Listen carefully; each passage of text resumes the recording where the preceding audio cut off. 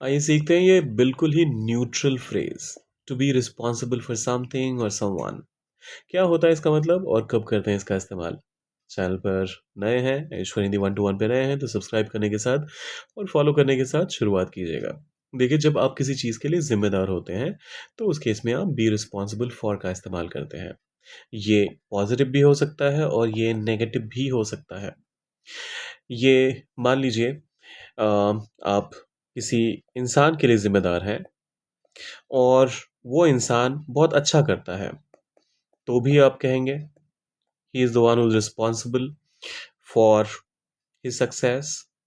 अगर वो बहुत बुरा करता है, ज़िंदगी में कुछ अचीव नहीं कर पाता है, तब भी आप बोलते हैं ना, he is the one responsible for this. तो ये पॉज़िटिव और नेगेटिव, ये पर्टिकुलर फ्रेज़ नहीं है। जो इसके साथ बाकी चीज़ें होती हैं, वो पॉज़िटिव या नेगेटिव होती है, ये पूरी तरह से न्यूट्रल रहता है।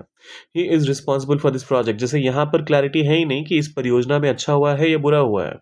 बस ये कहा जा रहा है कि वो इस परियोजना के लिए ज़िम्मेदार है। She is responsible for managing the team. उसके पास क्या ज़िम्मेदारी मिली है? उसको टीम सँभालने की ज़िम्मेदारी मिली है या फिर वो टीम सँभालने की ज़िम्मेदार है। We are responsible for our decisions.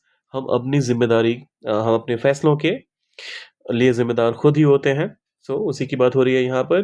They are responsible for the damage, जो भी टूट-फूट हुई है, उसके लिए वो लोग ज़िम्मेदार हैं। Who is responsible for this mistake? यहाँ सवाल पूछा जा रहा है कि हू इज़, कौन है, रिस्पॉन्सिबल, ज़िम्मेदार फॉर दिस मिस्टेक, इस गलती के लिए। तो इस गलती के लिए कौन ज़िम्मेदार है? ये सवाल किया जा रहा है। अब आपकी बारी। एक एग्ज़ाम्पल फटाफट से कमेंट सेक्शन में आपने डालना है। साथ में लिखना है मोर ऐसे और वीडियोज़ के लिए, और बाकी लाइक, शेयर और सब्सक्राइब तो करना ही है।